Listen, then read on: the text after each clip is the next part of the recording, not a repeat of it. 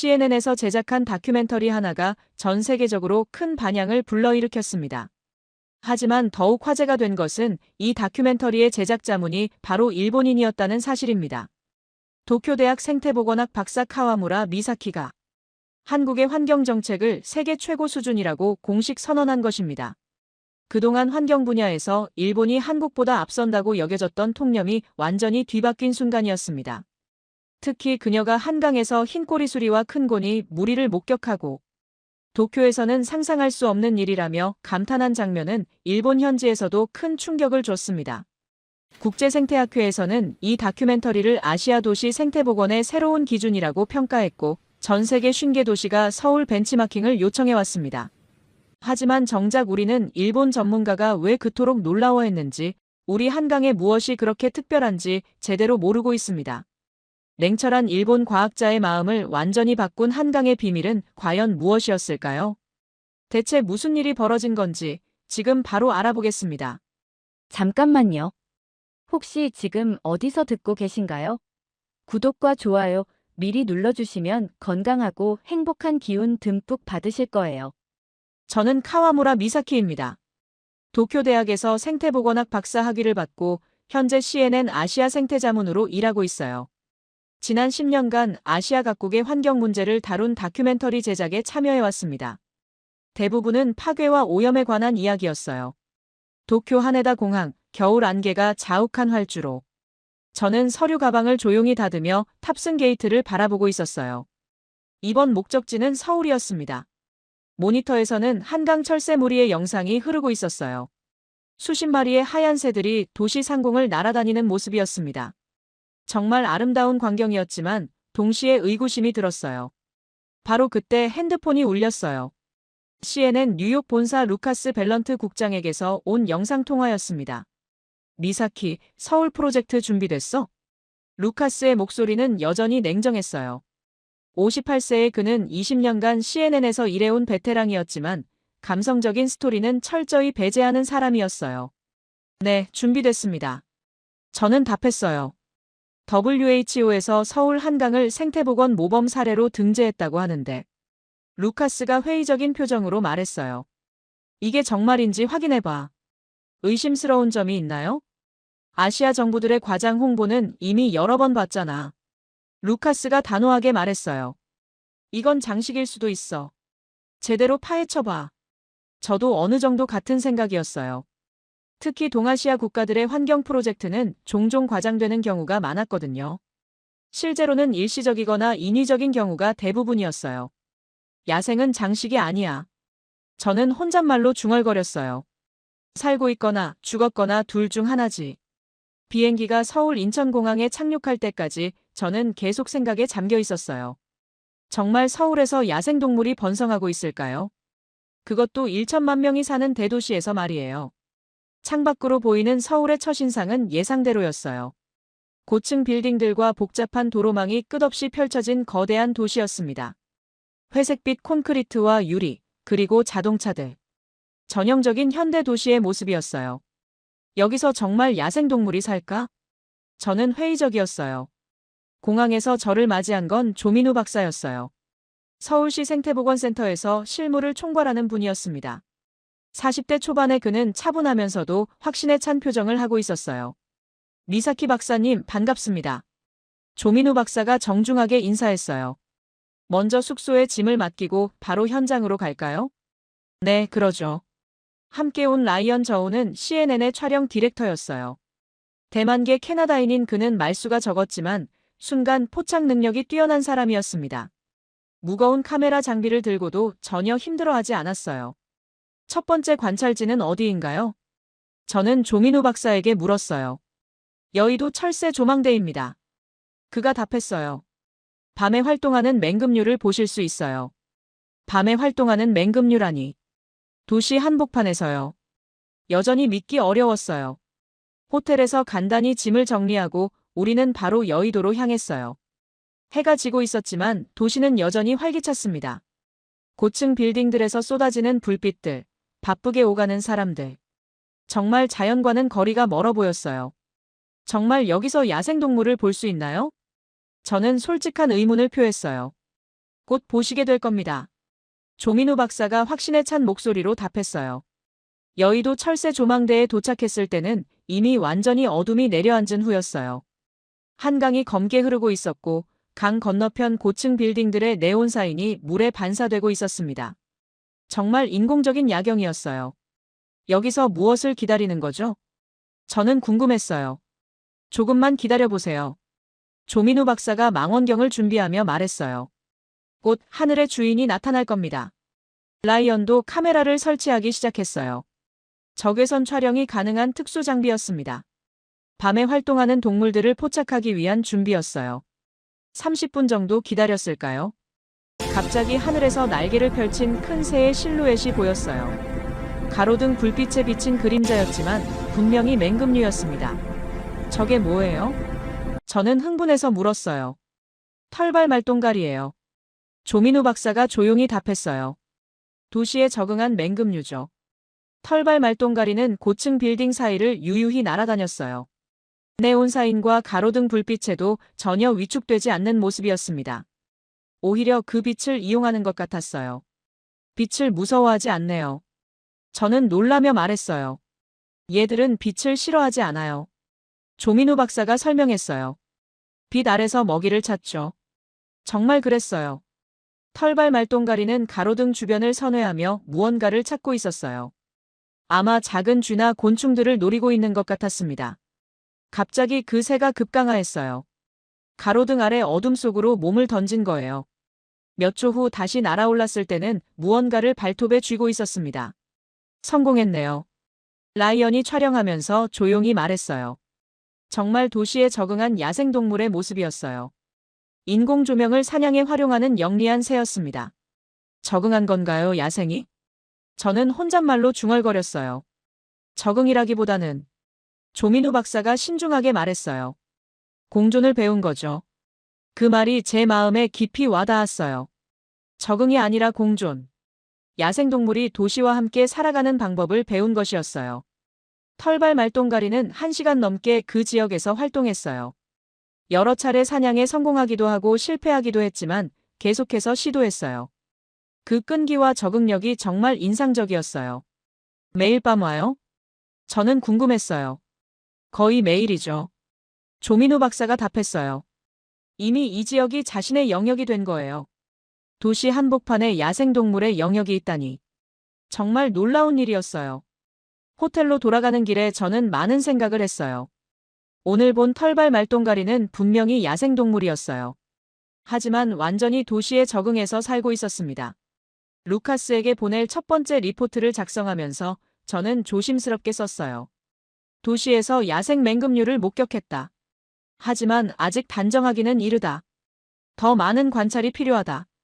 하지만 마음 한구석에서는 기대감이 싹트고 있었어요. 정말 서울에서 특별한 일이 벌어지고 있는 건 아닐까요? 그날 밤 저는 창밖 서울 야경을 바라보며 잠들었어요. 꿈속에서는 털발 말똥가리가 네온사인 사이를 날아다니고 있었습니다. 둘째 날 새벽 조민우 박사가 특별한 장소로 저를 안내했어요.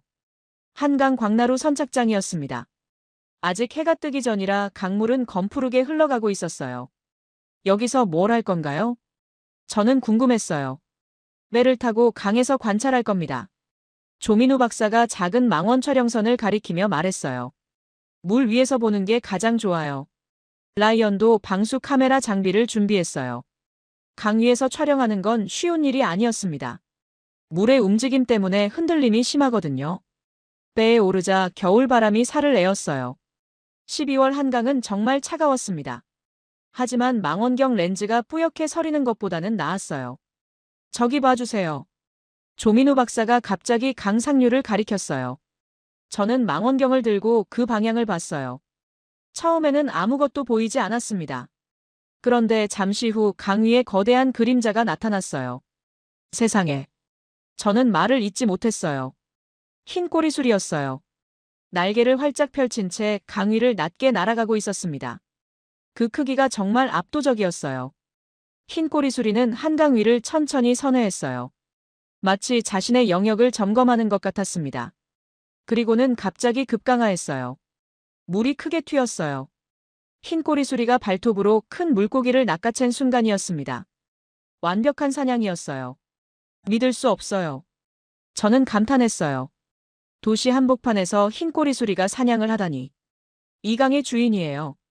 조민우 박사가 자랑스럽게 말했어요. 2년 전부터 정착했어요.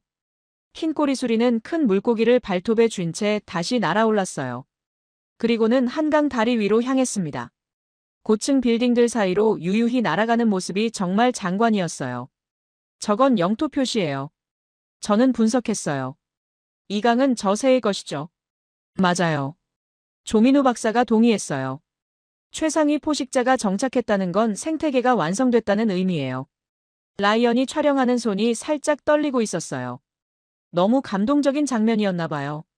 저도 마찬가지로 가슴이 뛰고 있었습니다. 일본에서도 이런 걸 본 적 없어요. 저는 솔직하게 말했어요. 도시에서 흰 꼬리수리를 보는 건 정말 드문 일이에요. 한국도 예전에는 불가능했어요. 조민우 박사가 설명했어요. 20년간의 복원 작업 결과죠. 20년간의 복원 작업. 정말 긴 시간이었어요. 하지만 그 결과가 지금 제 눈앞에 펼쳐지고 있었습니다. 흰 꼬리수리가 사라진 후에도 우리는 한참을 그 자리에 머물렀어요. 혹시 다시 나타날까 해서였죠. 하지만 아쉽게도 다시는 보이지 않았어요. 매일 나타나는 건 아니에요. 조민우 박사가 설명했어요. 야생동물은 예측할 수 없어요. 그 말이 오히려 더 설득력이 있었어요. 진짜 야생동물이라면 언제 나타날지 모르는 게 당연했거든요. 인위적으로 관리되는 동물이라면 정해진 시간에 나타났을 테니까요. 강에서 내려 근처 카페에서 따뜻한 커피를 마시며 저희는 이야기를 나눴어요. 흰 꼬리수리는 어디서 온 건가요? 저는 궁금했어요. 아마 북쪽에서 내려온 것 같아요. 조민우 박사가 답했어요. 원래 한반도에 서식했던 종이에요. 그럼 원래 있던 새가 돌아온 거네요. 그렇죠. 서식지가 복원되니까 자연스럽게 돌아온 거예요. 조민우 박사의 목소리에 자부심이 섞여 있었어요. 저는 그 말을 들으며 깊은 감동을 받았어요. 인간이 파괴한 것을 다시 복원하니까 원래 주인이 돌아온 거였어요. 정말 의미 있는 일이었습니다. 다른 동물들도 있나요? 라이언이 궁금해했어요. 물론이죠. 조민우 박사가 웃으며 답했어요. 내일부터 하나씩 보여드릴게요. 오후에는 한강공원을 걸으며 전체적인 생태 복원 과정에 대해 들었어요. 수질 개선, 습지 조성, 인공섬 설치 등 정말 체계적인 계획이었어요. 가장 어려웠던 점이 뭐였나요? 저는 물었어요. 인내였어요. 조민우 박사가 단순하게 답했어요. 결과가 나오기까지 정말 오래 걸렸거든요. 몇 년 정도요? 첫 10년은 거의 변화가 없었어요. 조민우 박사가 솔직하게 말했어요. 많은 사람들이 포기하고 싶어 했어요. 그럼 어떻게 계속할 수 있었나요? 믿음이었어요. 조민우 박사가 확신에 찬 목소리로 말했어요. 자연은 반드시 돌아온다는 믿음. 그 말이 제 가슴에 깊이 와닿았어요. 20년간의 믿음과 인내. 그것이 오늘 제가 본 흰 꼬리수리를 가능하게 한 거였어요. 해질 무렵 다시 여의도로 갔어요. 어제 털발 말똥가리를 봤던 곳이었습니다. 오늘도 나타날까요? 정말 나타났어요. 어제와 같은 시간, 같은 장소에서 털발 말똥가리가 활동하고 있었어요. 정말 자신의 영역을 가지고 있는 거였어요. 규칙적이네요. 저는 말했어요. 야생동물도 습관이 있어요. 조민우 박사가 설명했어요. 안전한 곳은 계속 이용하죠. 그날 밤 호텔에서 저는 루카스에게 두 번째 리포트를 보냈어요. 흰 꼬리수리를 목격했다. 한강에서 직접 사냥하는 모습을 봤다. 이것은 조작이 아니라 진짜 야생동물의 행동이다. 하지만 아직도 더 많은 증거가 필요했어요. 한두 마리의 새만으로는 전체 생태계를 평가하기 어려웠거든요. 창밖으로 한강이 보였어요. 어둠 속에서도 잔잔히 흘러가는 강물. 그 위 어딘가에서 흰꼬리수리가 쉬고 있을 거라는 생각이 들었어요. 정말 이 강은 잠들지 않는 것 같았어요. 밤에도 야생동물들이 활동하고 있었으니까요. 셋째 날, 조민우 박사는 저를 더욱 특별한 장소로 데려갔어요. 난지 생태습지였습니다. 한강 상류에 위치한 이곳은 정말 조용하고 평화로웠어요. 여기는 어떤 곳인가요? 저는 주변을 둘러보며 물었어요. 가장 원시적인 생태가 복원된 곳이에요. 조민우 박사가 설명했어요. 인공적인 것을 최소화했어요. 정말 그런 것 같았어요. 갈대밭과 작은 연못들이 자연스럽게 어우러져 있었고 사람의 손길을 느낄 수 없었습니다. 마치 원래부터 그렇게 있었던 것 같은 풍경이었어요. 말없이 관찰하세요. 조민우 박사가 당부했어요. 소음을 내면 놀라서 도망가요. 우리는 조용히 갈대 사이 관찰소에 앉았어요. 라이언도 카메라를 최대한 조용히 설치했습니다. 정적이 흘렀어요. 30분 정도 지났을까요? 갑자기 수풀에서 바스락 소리가 났어요. 무언가 빠르게 움직이는 소리였습니다. 저는 숨을 멈추고 그 방향을 바라봤어요. 갈대 사이로 작은 그림자가 지나갔습니다. 너무 빨라서 정확히 무엇인지 알 수 없었어요. 라이언이 카메라를 그 방향으로 돌렸지만 이미 늦었어요. 그림자는 이미 다른 곳으로 사라진 후였습니다. 뭐였을까요? 저는 작은 목소리로 물었어요. 살기였을 거예요. 조민우 박사가 조용히 답했어요. 정말 드문 일이에요. 살기요. 한국의 야생 고양이과 동물이죠. 정말 보기 어려운 동물이라고 들었어요. 자주 나타나나요? 저는 궁금했어요. 거의 안 나타나요. 조민우 박사가 솔직하게 말했어요. 야행성이고 매우 조심스러운 동물이거든요. 그렇다면 오늘 목격한 건 정말 운이 좋았던 거네요. 비록 제대로 보지는 못했지만 분명히 야생동물이 이곳에 살고 있다는 증거였어요. 눈에 띄는 건 본능이 아니에요. 조민우 박사가 의미 깊게 말했어요. 우연이죠. 그 말이 맞았어요. 야생동물은 가능한 한 사람에게 들키지 않으려고 해요. 오늘 살걸 본 건 정말 우연한 일이었습니다. 우리는 그 후로도 2시간 더 기다렸어요. 혹시 다시 나타날까 해서였죠. 하지만 다시는 보이지 않았어요. 대신 다른 동물들을 볼 수 있었어요. 다람쥐들이 나무 사이를 뛰어다니고 작은 새들이 갈대 사이에서 먹이를 찾았어요. 물속에서는 물고기들이 헤엄치는 모습도 보였습니다.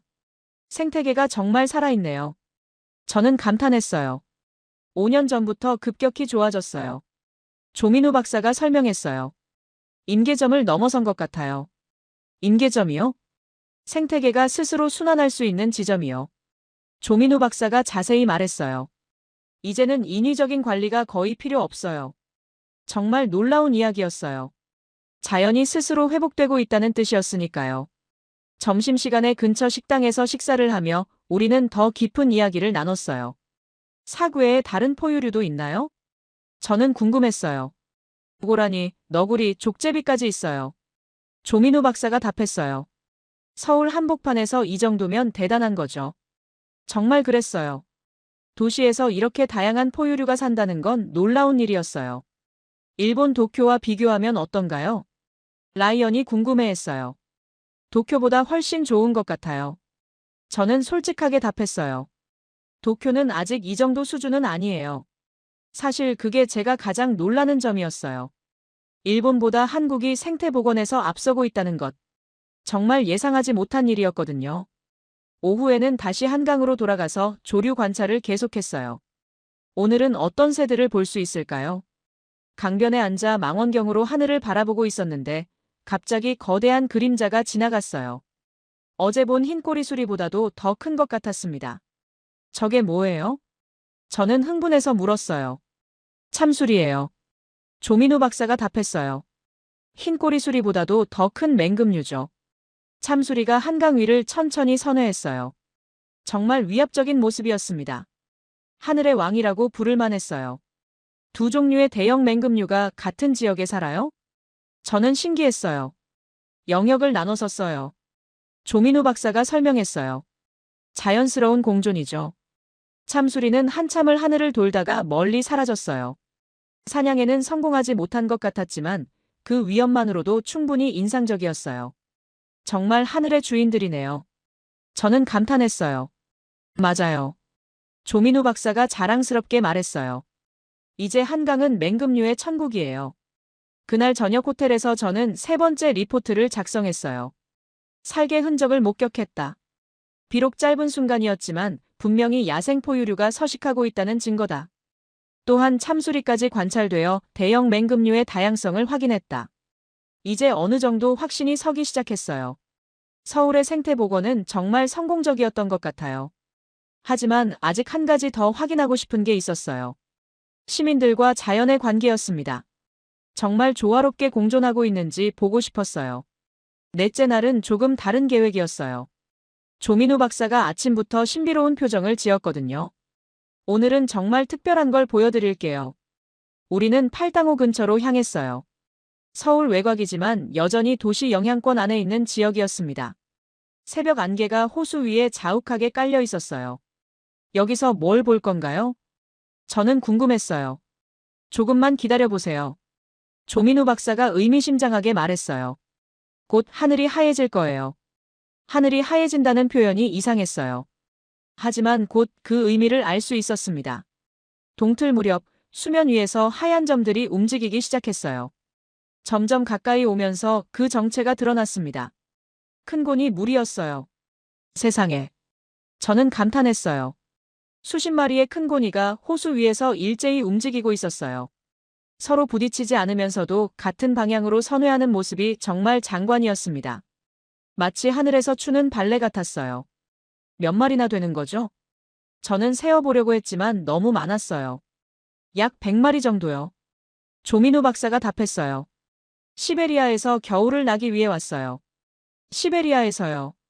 정말 먼 곳에서 여기까지 날아온 거였어요. 그들에게 이곳이 안전한 겨울 보금자리였던 거죠. 큰 고니들의 군무는 정말 예술이었어요. 하나의 무리가 움직이면 다른 무리들도 따라서 움직였어요. 마치 오케스트라의 지휘를 받는 것 같았습니다. 라이언이 촬영을 멈추고 카메라를 내려놓았어요. 녹화보다는 그냥 봐야 하는 순간이 있어요.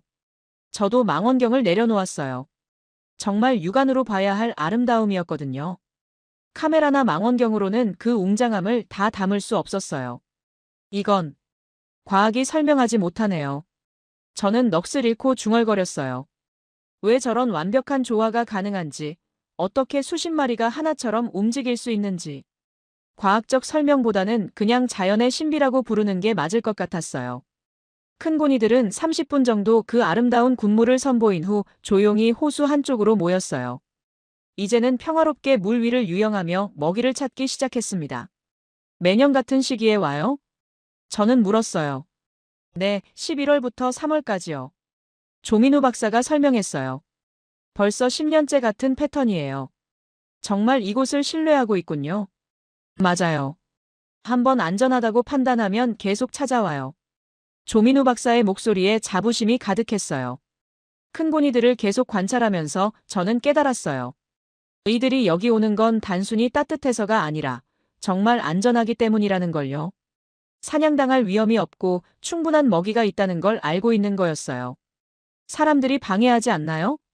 저는 궁금했어요. 시민들이 보호해줘요. 조민우 박사가 답했어요. 고니들을 방해하면 안 된다는 걸 모든 사람이 알고 있어요. 정말 감동적인 이야기였어요.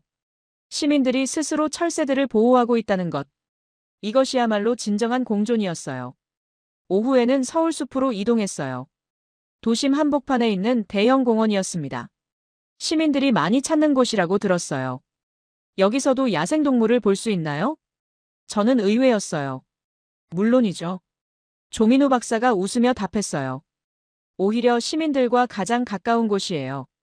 정말 그랬어요. 공원을 걷다가 갑자기 나무 위에서 다람쥐가 뛰어내렸어요.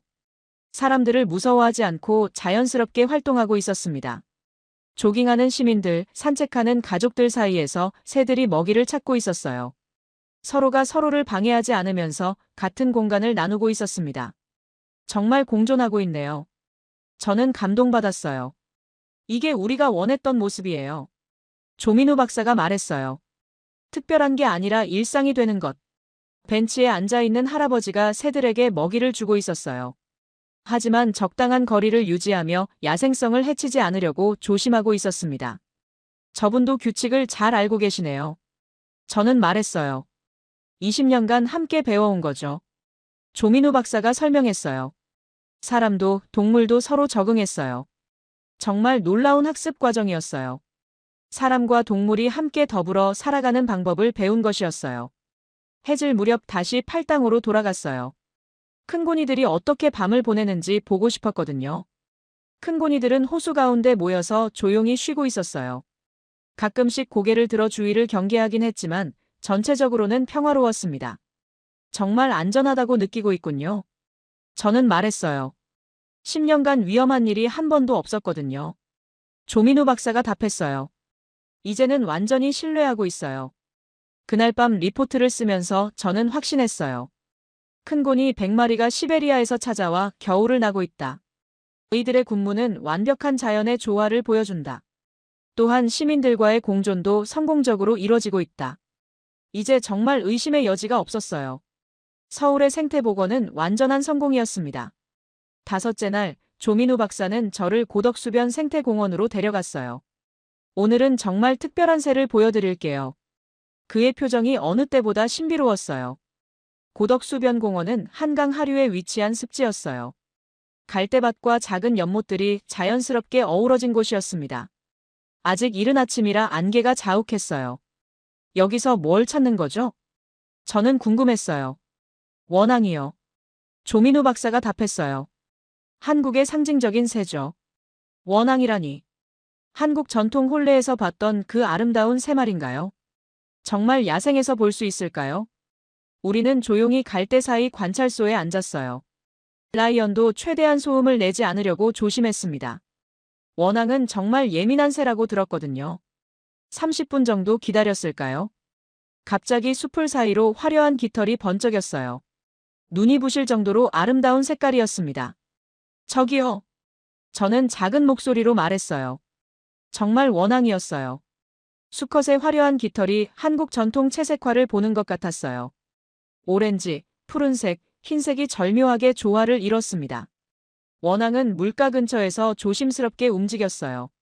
한 걸음 한 걸음이 정말 우아했습니다. 마치 궁중 무용을 보는 것 같았어요. 정말 아름다워요. 저는 넋을 잃고 중얼거렸어요. 이건 보이는 기적이에요. 조민우 박사가 조용히 말했어요. 들키지 않는 예술. 정말 그런 표현이 딱 맞았어요. 원앙의 움직임 하나하나가 예술작품 같았거든요. 자연이 만들어낸 살아있는 미술관이었어요. 잠시 후 암컷 원앙도 나타났어요. 수컷만큼 화려하지는 않았지만 은은한 갈색 깃털이 정말 우아했습니다. 두 마리가 함께 물가를 거니는 모습이 정말 아름다웠어요. 정말 부부 같네요. 라이언이 감탄하며 말했어요. 원앙은 일부일처제예요. 조민우 박사가 설명했어요. 그래서 사랑의 상징이 된 거죠. 그 순간 저는 어릴 적 할머니로부터 들었던 이야기가 떠올랐어요. 원앙 부부의 사랑 이야기. 그때는 그냥 전설인 줄 알았는데 정말 실제로 보게 되다니. 원앙 부부는 물에서 수초를 뜯어먹기도 하고 가끔씩 서로 깃털을 다듬어 주기도 했어요. 정말 다정한 모습이었습니다. 보는 것만으로도 마음이 따뜻해졌어요. 매년 같은 쌍이 와요? 저는 궁금했어요. 그럴 가능성이 높아요. 조민우 박사가 답했어요. 원앙은 서식지에 대한 충성도가 높거든요. 정말 의미 있는 이야기였어요. 이곳이 그들에게 안전하고 편안한 집이라는 뜻이었으니까요.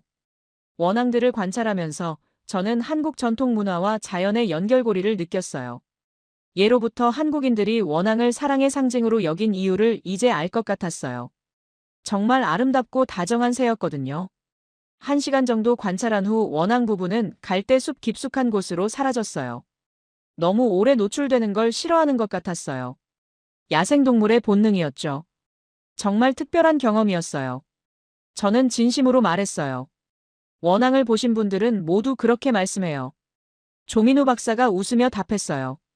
자연이 주는 선물이죠. 점심시간에 근처 한정식집에서 식사를 하며 우리는 한국의 전통 자연관에 대해 이야기했어요. 한국인들은 예로부터 자연과 가까웠나요? 저는 궁금했어요. 네, 자연을 생명체로 봤어요. 조민우 박사가 설명했어요. 산도, 강도, 나무도 모두 살아있다고 생각했죠. 정말 아름다운 자연관이었어요. 자연을 정복의 대상이 아니라 공존의 파트너로 본 것이었어요. 그래서 생태복원이 성공한 걸까요? 라이언이 물었어요. 그럴 수도 있어요. 조민우 박사가 신중하게 답했어요. 문화적 토대가 있었던 거죠. 정말 설득력 있는 설명이었어요. 단순히 기술이나 정책만으로는 이런 성공을 이룰 수 없었을 테니까요. 사람들의 마음과 문화가 바탕이 되어야 가능한 일이었어요. 오후에는 다시 원앙을 보러 갔어요. 혹시 다른 무리도 볼 수 있을까 해서였죠. 정말 다른 원앙들이 나타났어요. 총 3쌍의 원앙 부부가 같은 지역에서 활동하고 있었어요. 서로 영역을 침범하지 않으면서도 평화롭게 공존했습니다. 여러 쌍이 함께 살아요? 저는 신기했어요. 충분한 공간이 있으면 가능해요. 조민우 박사가 설명했어요. 이곳이 그만큼 좋은 서식지라는 뜻이죠. 정말 이상적인 생태계였어요. 여러 쌍의 원앙이 평화롭게 공존할 수 있을 정도로 환경이 좋다는 것이었으니까요. 해질 무렵 원앙들은 하나둘씩 갈대숲으로 들어갔어요. 밤을 보낼 안전한 장소로 이동하는 것 같았어요. 정말 신중하고 조심스러운 새들이었어요. 내일도 볼 수 있을까요? 저는 아쉬워했어요. 아마 볼 수 있을 거예요. 조민우 박사가 답했어요. 하지만 같은 장소는 아닐 수도 있어요. 그날 밤 리포트를 쓰면서 저는 정말 감동적인 하루였다고 기록했어요. 원앙 6마리 삼쌍을 관찰했다. 한국의 전통 문화와 자연이 어떻게 연결되어 있는지 깨달았다. 이것은 단순한 생태 복원을 넘어선 문화적 회복이다. 원앙의 아름다움은 정말 잊을 수 없을 것 같았어요. 한국 전통 예술에서 봤던 그 우아함을 실제로 목격한 것이었으니까요. 6째 날은 서울숲에서 시작했어요. 조민우 박사가 오늘은 조금 다른 관점에서 관찰해보죠라고 말했어요. 도심 한복판에서 시민들과 자연의 일상적 공존을 보고 싶어 했거든요. 서울숲은 평일 아침임에도 사람들이 많았어요. 조깅하는 직장인들, 산책하는 어르신들, 강아지를 데리고 나온 시민들까지. 정말 도시적인 풍경이었어요. 그런데 신기한 건 그 사람들 사이에서 새들이 자연스럽게 활동하고 있다는 거였어요. 까치가 벤치 근처에서 먹이를 찾고 있었고 참새들이 나무 사이를 오가고 있었어요. 사람들이 새들을 무서워하지 않네요. 저는 관찰한 결과를 말했어요. 이제는 서로 익숙해졌어요. 조민우 박사가 설명했어요. 10년 넘게 함께 살아왔거든요. 정말 그런 것 같았어요. 조깅하는 사람이 지나가도 새들은 도망가지 않았어요.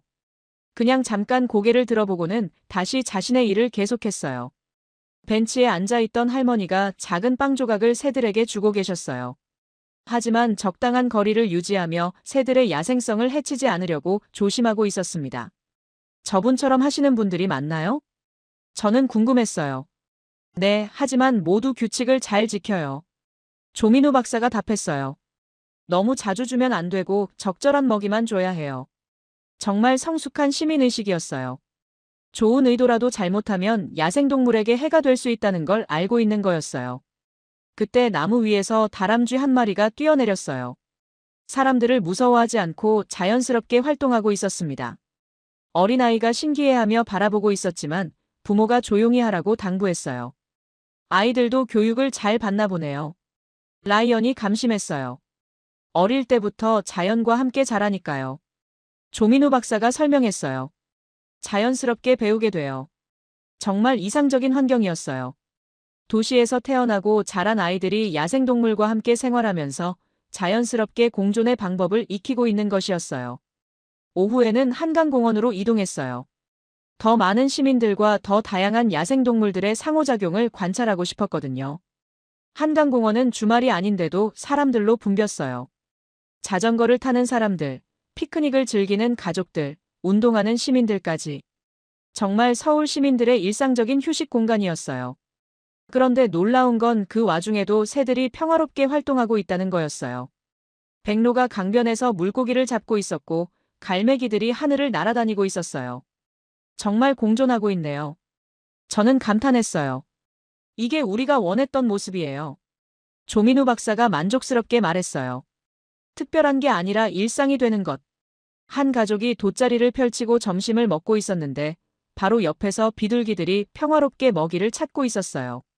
서로를 전혀 방해하지 않으면서 같은 공간을 나누고 있었습니다. 이런 모습을 다른 나라에서도 볼 수 있나요? 저는 궁금했어요. 쉽지 않죠. 조민우 박사가 솔직하게 답했어요. 대부분 사람과 동물을 분리해서 관리하거든요. 정말 그랬어요. 일본에서도 이런 자연스러운 공존은 보기 어려웠거든요. 보통은 동물원이나 특별보호구역에서만 야생동물을 볼 수 있었어요. 그때 갑자기 하늘에서 큰 새 한 마리가 내려왔어요. 어제 봤던 흰꼬리술이었습니다. 한강 위를 낮게 날아가며 사냥 기회를 노리고 있었어요. 시민들이 하나둘씩 하늘을 올려다보기 시작했어요. 하지만 소란을 피우거나 새를 방해하지는 않았습니다. 조용히 지켜보며 감탄할 뿐이었어요. 시민들이 정말 성숙하네요. 저는 감동받았어요. 20년간 함께 배워온 결과예요. 조민우 박사가 자랑스럽게 말했어요. 흰 꼬리수리가 물고기를 잡고 날아간 후에도 사람들은 평온했어요. 마치 일상적인 일인 것처럼 다시 자신들의 활동을 계속했습니다. 정말 일상이 됐네요. 라이언이 말했어요. 그게 가장 중요한 거예요. 조민우 박사가 강조했어요. 특별한 이벤트가 아니라 평범한 일상이 되는 것. 해질 무렵 우리는 여의도로 이동했어요. 첫날 밤 털발 말똥가리를 봤던 곳이었습니다. 오늘도 나타날까요? 정말 나타났어요. 같은 시간, 같은 장소에서 털발 말똥가리가 활동하고 있었어요. 이제는 정말 친숙한 존재가 됐어요. 주변에는 퇴근하는 직장인들이 지나가고 있었지만 아무도 새를 방해하지 않았어요. 모든 사람들이 자연스럽게 공존의 규칙을 따르고 있었습니다. 영상으로 담아야 할까요? 라이언이 물었어요.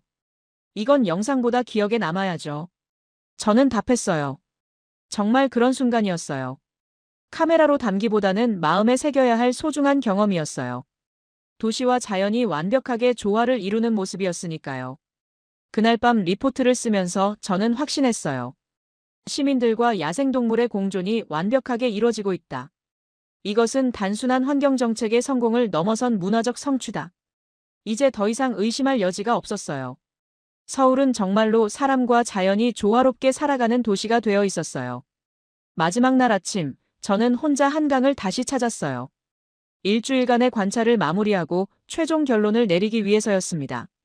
조민우 박사와 라이언도 함께였지만 각자 조용한 시간을 가졌어요. 여의도 한강공원 철새 조망대에 올라 한강 전체를 바라봤어요. 일주일 전과는 완전히 다른 시선으로 이 강을 보게 됐습니다. 이제는 물 위를 날아다니는 새들의 모습이 자연스럽게 보였어요. 정말 많이 바뀌었어요. 조민우 박사가 옆에 서서 말했어요. 처음 오셨을 때와 지금이 다르죠? 완전히 달라요. 저는 솔직하게 답했어요. 처음에는 의심부터 했는데. 그게 당연한 반응이에요. 조민우 박사가 이해한다는 표정을 지었어요. 외국에서 오신 분들은 모두 그러세요. 하늘 위로 익숙한 그림자가 지나갔어요. 흰 꼬리술이었습니다. 이제는 마치 오랜 친구를 만나는 것 같은 기분이었어요. 마지막 인사하러 온 건가요? 라이언이 웃으며 말했어요. 흰 꼬리수리는 철새 조망대 위를 한 바퀴 돌고는 한강 상류로 날아갔어요. 정말 우아한 비행이었습니다. 하늘의 왕다운 위엄이 느껴졌어요. 저 새가 이 강의 상징이네요. 저는 말했어요. 맞아요. 최상위 포식자가 있다는 건 생태계가 완성됐다는 의미니까요. 조민우 박사가 자부심 가득한 목소리로 답했어요. 점심시간에 우리는 근처 카페에서 지난 일주일을 정리했어요. 털발 말똥가리, 흰꼬리수리, 참수리, 삭, 큰고니, 원앙까지. 정말 다양한 야생동물들을 목격했어요. 가장 인상 깊었던 건 뭐예요? 조민우 박사가 궁금해했어요. 큰고니의 군무요. 저는 망설임 없이 답했어요. 정말 예술이었어요. 저는 원앙이었어요. 라이언이 말했어요. 한국의 전통 문화와 연결된 게 감동적이었어요. 정말 각자 다른 감동을 받았지만 모두 같은 결론에 도달했어요. 서울의 생태복원은 완전한 성공이라는 것. CNN에 어떤 보고서를 보내실 건가요? 조민우 박사가 궁금해했어요. 저는 이미 마음을 정했어요. 루카스가 기대한 비판적 보고서가 아니라 찬사로 가득한 보고서를 쓸 거였어요. 세계가 배워야 할 모델이라고 쓸 거예요. 저는 확신에 찬 목소리로 말했어요. 정말요? 조민우 박사가 놀라며 물었어요. 네, 이런 성공 사례는 널리 알려져야 해요. 저는 강조했어요. 다른 도시들도 따라할 수 있도록. 오후에는 마지막으로 난지 생태 습지를 다시 찾았어요. 처음 살을 목격했던 곳이었습니다. 그때의 감동을 다시 느끼고 싶었어요. 습지는 여전히 고요했어요. 갈대가 바람에 살랑거리고 물 위로는 작은 새들이 날아다녔습니다. 정말 평화로운 풍경이었어요. 살은 다시 볼 수 없겠죠? 저는 아쉬워했어요. 글쎄요. 운이 좋으면 볼 수도 있어요. 조민우 박사가 답했어요. 우리는 1시간 정도 기다렸어요. 하지만 살균 나타나지 않았습니다.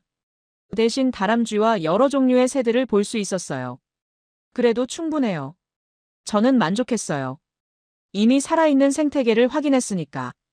해질 무렵 마지막으로 여의도 철새 조망대로 돌아갔어요. 첫날 밤 털발 말똥가리를 처음 봤던 곳이었습니다. 일주일의 관찰을 시작한 곳에서 마무리하고 싶었어요. 정말 털발 말똥가리가 나타났어요.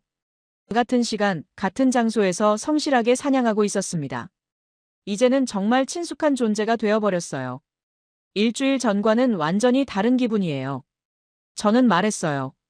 처음에는 의심스러웠죠? 조민우 박사가 웃으며 물었어요. 네, 정말 회의적이었어요. 저는 솔직하게 답했어요. 하지만 이제는 확신해요. 털발 말똥가리가 사냥에 성공하고 날아간 후, 우리는 조용히 그 자리에 앉아 있었어요.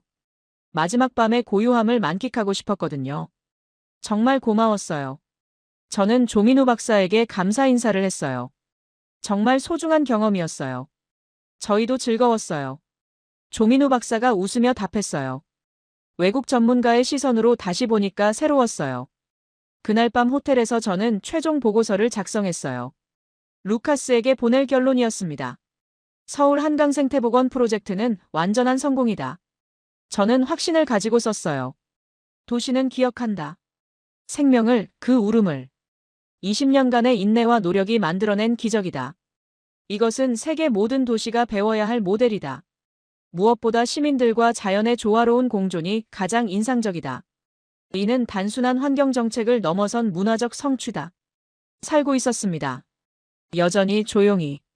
리포트를 다 쓰고 나서 저는 창밖 서울 야경을 마지막으로 바라봤어요. 내일이면 도쿄로 돌아가야 해요. 하지만 이곳에서의 경험은 평생 잊지 못할 거예요. 며칠 후 루카스로부터 이메일이 왔어요. 미사키, 이런 보고서는 몇 년 만에 처음이야. 정말 대단한 성공 사례구나. 다큐멘터리로 만들자. 그 순간 저는 뿌듯함을 느꼈어요. 서울의 기적을 세계에 알릴 수 있게 된 거였어요. 3개월 후 CNN에서 제작한 다큐멘터리 서울의 기적 도시가 기억하는 생명들이 방영됐어요. 전 세계적으로 큰 반향을 불러일으켰습니다. 특히 도시 생태복원에 관심 있는 전문가들 사이에서 화제가 됐어요. 도쿄 사무실에서 방송을 다시 보면서 저는 서울에서의 일주일을 다시 떠올렸어요. 털발 말똥가리의 도시 적응, 흰꼬리 수리의 위험, 큰 고니의 군무, 원앙의 우아함. 모든 장면이 생생하게 기억났습니다. 미사키, 정말 대단한 다큐였어. 동료가 말했어요. 도쿄에서도 이런 게 가능할까? 시간과 인내가 있다면 가능할 거야. 저는 답했어요. 서울도 20년이 걸렸으니까. 그 후 저는 여러 국제회의에서 서울의 생태복원 사례를 발표했어요. 유럽, 북미, 아시아의 도시 계획자들이 큰 관심을 보였습니다. 많은 도시들이 서울을 벤치마킹하고 싶어 했어요. 6개월 후, 저는 다시 서울을 찾았어요. 이번에는 다른 CNN 팀과 함께 후속 다큐멘터리를 제작하기 위해서였습니다. 서울 모델을 다른 도시에 적용하는 방법을 다루는 내용이었어요. 조민우 박사가 공항에서 저를 맞아줬어요. 6개월 만에 만나는 그는 더욱 자신감이 넘쳐 보였어요. 요즘 정말 바쁘시겠어요. 저는 말했어요. 전 세계에서 문의가 많이 올 것 같은데. 네, 정말 많아요. 조민우 박사가 웃으며 답했어요. 하지만 기분 좋은 바쁨이에요. 우리는 바로 여의도 철새 조망대로 향했어요. 6개월 전 마지막 밤을 보낸 곳이었습니다. 그 털발 말똥가리가 아직도 있을까요? 정말 있었어요. 같은 시간, 같은 장소에서 여전히 성실하게 사냥하고 있었습니다. 6개월이 지났는데도 변하지 않았어요. 정말 규칙적이네요. 제가 감탄했어요. 야생동물은 좋은 서식지를 떠나지 않아요. 조민우 박사가 설명했어요. 여기가 정말 좋은 곳이라는 증거죠. 다음 날 우리는 새로운 발견을 했어요. 한강에서 수달 가족을 목격한 것입니다. 어미 수달과 새끼 2마리가 함께 유영하고 있었어요. 수달도 정착했나요? 저는 놀랐어요. 3개월 전부터 목격되기 시작했어요. 조민우 박사가 흥분된 목소리로 말했어요. 생태계가 더욱 풍부해지고 있어요. 정말 놀라운 발전이었어요. 6개월 만에 또 다른 포유류가 정착한 것이었으니까요. 서울의 생태복원은 계속 진화하고 있었어요. 이건 예상하지 못한 보너스네요. 저는 기뻤어요. 새로운 다큐멘터리에는 이 수달 가족의 모습도 담기게 됐어요. 진행형인 성공 스토리를 보여주는 중요한 증거였거든요. 1년 후, 제가 기획한 도시 생태복원 국제 컨퍼런스가 서울에서 열렸어요. 전 세계 50개 도시의 전문가들이 참가했습니다. 서울의 성공 비결을 배우기 위해서였어요. 컨퍼런스 첫날, 모든 참가자들이 한강을 직접 견학했어요. 6개월 전 제가 그랬듯이 모든 사람들이 놀라워했습니다. 정말 믿을 수 없어. 뉴욕시 환경국장이 말했어요. 맨해튼에서는 상상도 못할 일이야. 런던에서도 이 정도는 어려워. 런던 시의회 의원이 감탄했어요.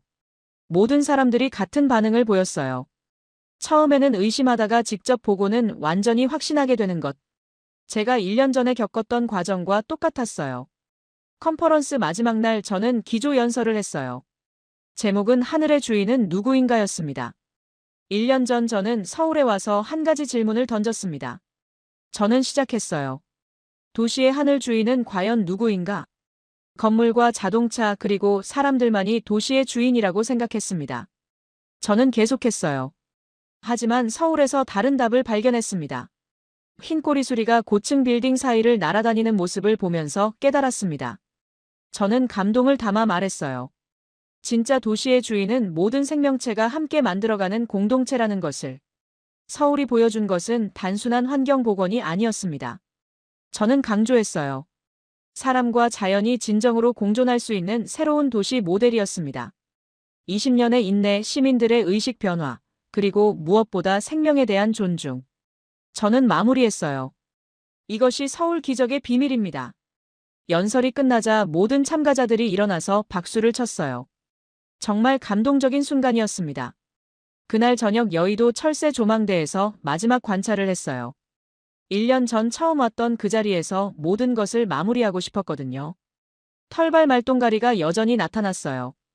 1년이 지났는데도 변함없이 같은 자리에서 사냥하고 있었습니다. 정말 신뢰할 수 있는 친구 같았어요. 하늘 위로는 흰 꼬리수리도 나타났어요. 마치 1년 전을 기억하고 있는 것처럼 철새 조망대 위를 한 바퀴 돌았습니다. 그리고는 유유히 한강 상류로 날아갔어요. 정말 완벽한 마무리네요. 조민우 박사가 말했어요. 네, 정말 그래요. 저는 감격했어요. 그 순간 저는 확신했어요. 서울의 하늘 주인은 바로 모든 생명체였다는 것을. 사람도 새도 모든 동물도 함께 만들어가는 공동체가 진짜 도시의 주인이었어요. 1년간의 서울 프로젝트를 마치며 저는 새로운 꿈을 품었어요. 전 세계 모든 도시가 서울처럼 될 수 있도록 돕는 것. 그래서 어느 도시에서나 하늘의 주인이 모든 생명체가 될 수 있도록 하는 것. 살고 있었습니다. 여전히 조용히. 이것이 제가 서울에서 배운 가장 소중한 진실이었어요.